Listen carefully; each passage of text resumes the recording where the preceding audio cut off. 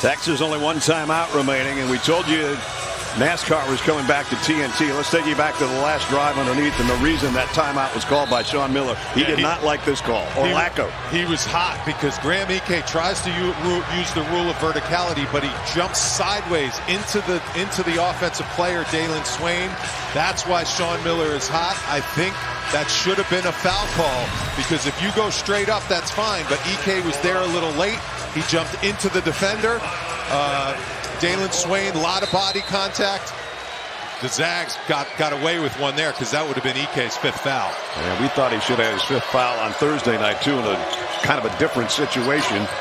It fouled out their backcourt, but not Ike the other night. But right now, we're approaching 2.5 minutes here. Pope, another big-time three. You said it. Coming off that screen, he's a little hobbled here, a little limp, but not affecting his jump shot. That is a massive triple for Jordan Pope. And Cody sets a great screen to spring him free. Super E just a little bit late. Jordan Pope with the clutch gene, making big shots. Texas by 5, courtesy of Jordan Pope's 3rd three-pointer of the night. He hit the huge shot that basically won the game on Thursday over BYU from the right corner, and that last one he just hoisted, also very big for Texas. And here for Gonzaga, they had Ike out of the game for defensive purposes, not to get his 5th foul. Oh, you got to go to him offensively. Now we're going to have a foul on Wilcher, who bumped St. Superior. Again, the winner of this one goes to the Sweet 16 on Thursday in San Jose. Jordan Pope briefly went out. Now he's back in, and you're right, he's kind of limping around, but got to empty the tank if you want to keep playing.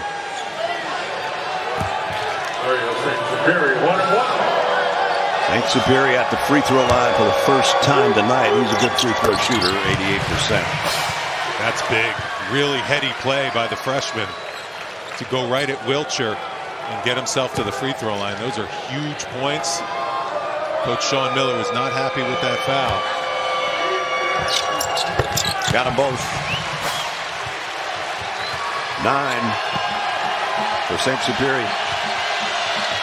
A little bit of token pressure in the backcourt from the Zags. Longhorns don't have any problem with it.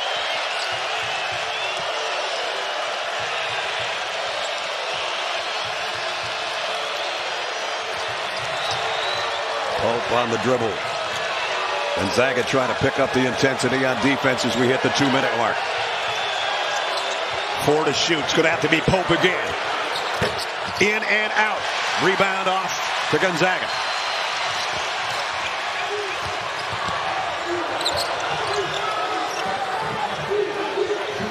Chente will hold it out on top and give it up to Worley. Back to St. Superior.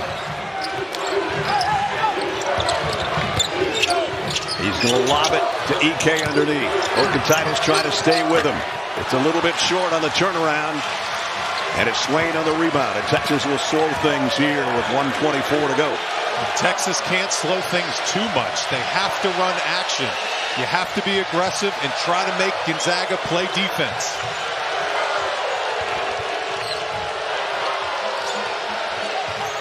Pope had a notion, picked up his dribble.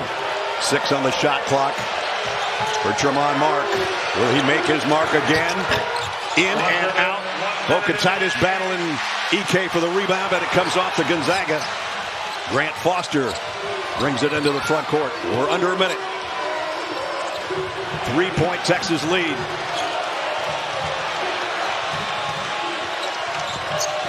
The push pass to Ike with a flush. That's the go-to play, pick and roll. Superi and Ike has come through all night long. Here come the Zags. About 10 seconds difference on the shot clock and the game clock, and Sean Miller takes a timeout, their final timeout. Clinging to a 1-point lead. Playing their 3rd game of the week. Texas trying to pull the upset, but the Zags are not going away. Wally, what do you think's going on with Mark Few in that group? Well, they're happy to get a couple big stops, and the pick and roll is working with Ike and Saint-Supéry. But here is their nose is a great defensive team, so they got to lock down on this Texas squad. And if you're Texas, you have the 1-point lead. You got 21 seconds on the shot clock. You do not have to hurry, but you do not want to be fighting the shot clock, which they have done the last 2 possessions. Now, 2 of their shots did go in and out, but they should go as quick as possible to try to attack and get the highest possible quality look and not just settle for a one-on-one at the end of the shot clock. If they get it to that guy in close, Bocatitis for a 2-point play, it's still going to be a 1-possession game. I think it's got to be Dalen Swain, because Tremont Mark has one of the elite defenders in the country, Jalen Worley, on him.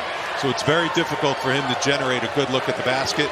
Swain can handle pick and roll. He's a good decision maker. I would like to see Swain and Bocatitis in a pick and roll situation, because you have 2 options there with Bocatitis rolling to the basket and Swain making a play.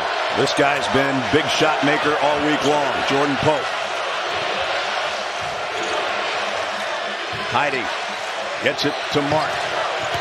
Tremont Mark working in the paint. Gives it up. Heidi for 3. Got it! Cam Heidi, first basket of the night, and it's huge. Saint-Supéry on the miss. Texas on the outlet to Bocatitis. They're trying to foul him. They can't. The Longhorns. Their 3rd game in 5 days. And do they know the way to San Jose? Yeah, they do. How sweet it is to be a Longhorn.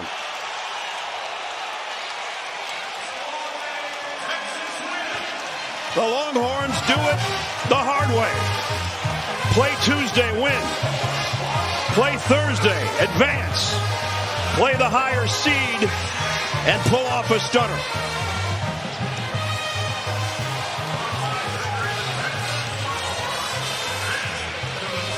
Sean Miller will be making his 9th trip to the Sweet 16, and this one in his first season as the head coach of Texas. Outstanding execution by Texas down the stretch. This veteran team, led by Tremont Mark and Pope, makes an outstanding decision to get the ball out to Heidi, and then off the miss, really smart getting the ball out to Bocatitis. This was the nail in the coffin, sealing the deal. Horns up, and Sean Miller, elation. What a job he did. First 4 to the Sweet 16. The Longhorns hook 'em. Winning coach is with Jared. Well, first he's giving pounds to Wally and Ness. Coach, congratulations. How about this performance? How about Heidi picking up his first shot of the game to seal it?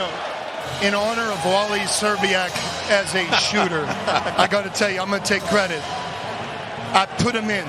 It was like one of those things where you see it so many times, just to have another guy on the court who can make a 3. And, you know, Cam paid us back here tonight in a lot of ways. It was an amazing shot, the biggest shot of the season.